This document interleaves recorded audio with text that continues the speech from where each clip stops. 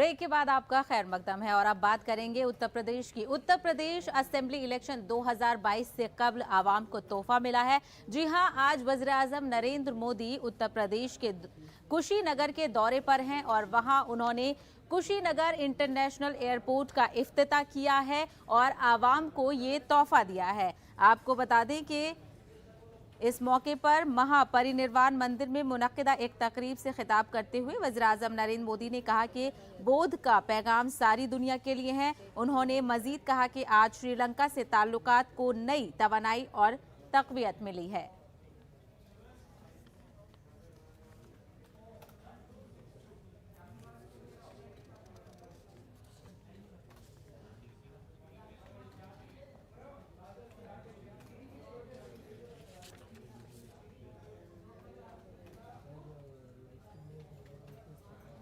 भगवान बुद्ध की कृपा से आज के दिन कई अलौकिक संगत, कई अलौकिक संयोग एक साथ प्रकट हो रहे हैं।